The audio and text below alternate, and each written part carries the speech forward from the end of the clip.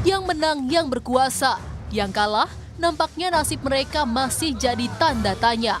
Ya, perolehan suara pemilu berpotensi merubah peta koalisi partai pendukung paslon. Pilihannya menyeberang ke koalisi pemerintah atau setia menjadi oposisi. Ketua Bapilu P3, Sandiaga Uno menyebut dalam negara demokrasi, koalisi permanen terbentuk hanya untuk partai pendukung pemerintah. Namun ketika ditanya arah partainya, Sandi hanya meminta publik menunggu 20 Maret mendatang.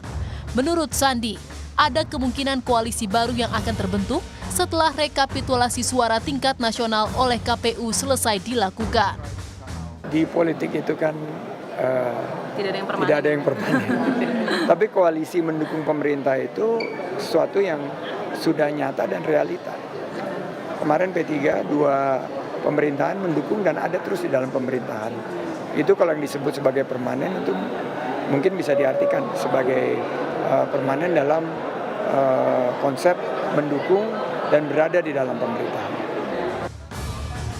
Jika Sandi masih lihat-lihat kondisi, Capres Anies Baswedan menegaskan tetap memegang prinsip sebagai oposisi jika kalah dalam Pilpres. Anies menyatakan bahwa dalam pemilu ada yang menang dan kalah. Dan jika nanti berada di dalam atau di luar pemerintahan sebagai oposisi, Anies meyakini semua memiliki peran yang sama penting. Bila menang berada di dalam pemerintahan, bila tidak menang maka berada di luar pemerintahan, dan dua-duanya sama-sama penting. Saya pernah katakan bukan di debat pertama saya bilang bahwa jangan sampai kita tidak tahan berada di posisi oposisi. Untuk memastikan siapa yang menang dan kalah, memang masih menunggu pengumuman resmi KPU. Meski demikian, dinamika politik saat ini sudah cukup mampu membuat parpol menimbang untung rugi, merapat atau tetap di seberang. Tim Liputan Kompas TV. Ya, Capres Anies Baswedan mengatakan prinsip yang ia pegang jika kalah dalam pemilu maka berada di luar pemerintahan. Lantas apakah prinsip Anies bakal sejalan dengan partai pendukungnya? Kita akan berbincang dengan Direktur Eksekutif Indikator Politik Burhanuddin Muhtadi. Selamat malam, Mas Burhan. Malam Nitya. Ini saya konfirmasi, prinsipnya Anies, ini adalah prinsipnya Anies saja atau prinsipnya partai koalisi pendukung Anies juga? Yang pertama kita harus apresiasi statement Anies Baswedan. Menurut saya standing position beliau terkait dengan bagaimana sikap menjadi oposisi yang baik kalau posisi elektoralnya kalah itu adalah sesuatu yang luar biasa dan jarang dalam iklim politik di Indonesia yang sangat promiskuous. Umumnya partai-partai itu hanya tampak berbeda pada saat kampanye, tetapi setelah pemilu disampaikan hasilnya, mereka yang kalah pun rame-rame masuk ke ikut dalam yang menang. kekuasaan. Nah, Anies ini langka nih. Jadi kita harus apresiasi sikap pribadi beliau bahwa yang menang diberi kesempatan untuk running kekuasaan, yang kalah harus berada di luar. Bukan berarti yang kalah atau menjadi oposisi buruk posisinya secara demokratik. Justru ya, menjadi oposisi yang baik itu bagian dari penghormatan kita terhadap demokrasi yang membutuhkan checks and balance. Sayangnya Nitya, sikap semacam ini belum tentu diikuti oleh partai-partai pendukungnya. Anies kan tidak merepresentasikan Nasdem, PKS atau PKB. Betul. Tiga partai yang mendukungnya ini jangan-jangan punya sikap yang berbeda. Artinya mereka bisa juga larut dalam godaan untuk masuk ke dalam kekuasaan ketika insentif menjadi partai oposisi di Indonesia itu relatif kecil. Jadi saya tidak yakin ya sikap pribadi Anies ini diikuti oleh partai-partai pendukungnya, apalagi Anies juga tidak merupakan kader atau posisi sebagai pemimpin di partai-partai yang kemarin mengusung beliau di Pilpres. Ini terlepas dari kompaknya hak angket ya, karena ini kan dua hal yang berbeda. Sampai detik ini Nasdem, PKB, dan PKS juga belum tegas menyebut hal yang sama seperti yang disebutkan oleh Anies dalam konteks oposisi. Kita juga tahu bahwa Surya Paloh sempat bertemu dengan Jokowi misalnya. Menurut Anda, ini apa yang terjadi dengan koalisi pendukungnya Anies? Apakah mereka memang masih wait and see, masing-masing every man for themselves?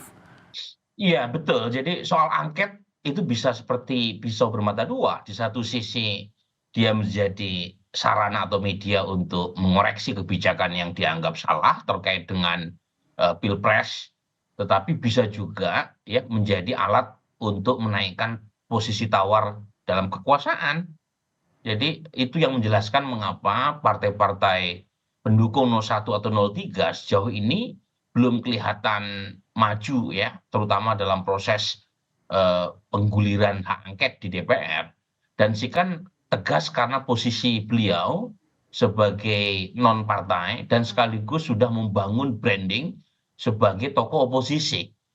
Jadi branding ini tidak mudah Nitya untuk bisa diciptakan, bisa dipelihara, apalagi branding sebagai seorang yang mengusung narasi perubahan sudah relatif menarik perhatian minimal pada seperempat pemilih di pemilu 2024.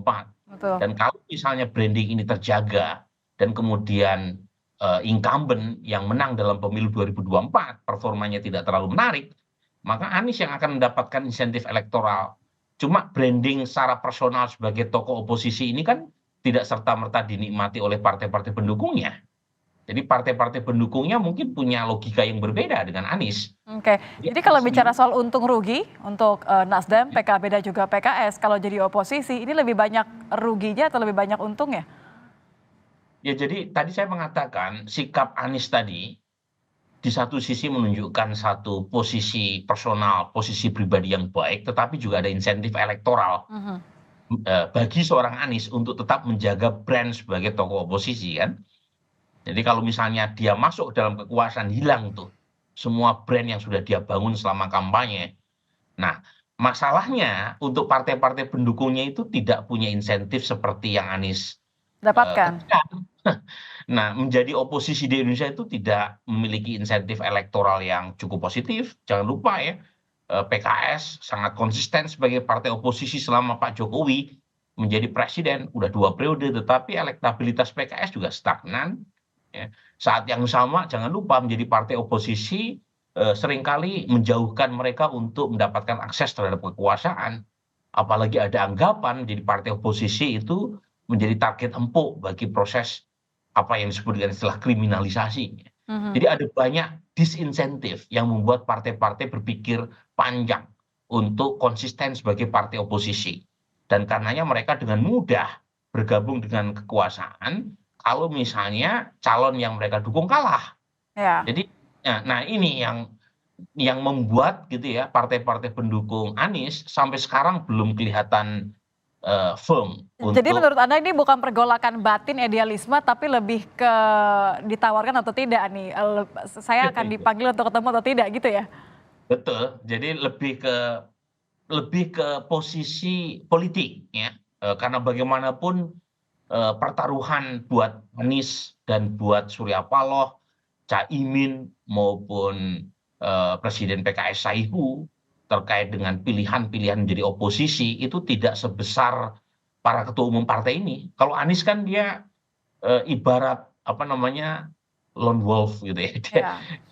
Dia tidak punya jamaah yang harus dijaga.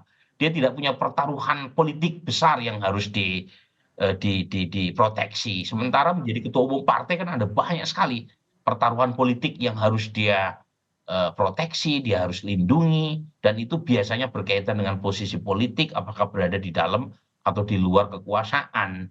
Jadi itu yang membuat hitung-hitungan buat para ketua umum partai tadi jauh lebih rumit, jauh lebih kompleks ketimbang hitung-hitungan Anies secara personal. Tapi kalau Anda melihat terakhir saja di antara Nasdem, PKB maupun PKS, mana yang paling mungkin bertahan sampai akhir bersama dengan Anies dengan prinsip tadi? Ya, memang PKS lebih potensial ya menjadi oposisi, tetapi lagi-lagi namanya juga potensi. Kalau hubungan di internal partai pendukung Prabowo Gibran memanas, PKS yang punya hubungan personal baik dengan Pak Prabowo bisa jadi opsi untuk memperkuat positioning atau bargaining position Pak Prabowo kalau misalnya hubungannya dengan internal partai di koalisi Indonesia Maju memanas atau merenggang. Ya, jadi, mungkin nggak langsung tapi tunggu 3 bulan, tunggu 6 bulan gitu ya. Jadi artinya begini, urusan posisi politik partai-partai pendukung calon yang kalah ini bisa jadi berubah, termasuk PKS sekalipun. Baik, terima kasih Mas Burhan, Direktur Eksekutif Indikator Politik, sudah bergabung bersama kami di Kompas Malam. Selamat malam.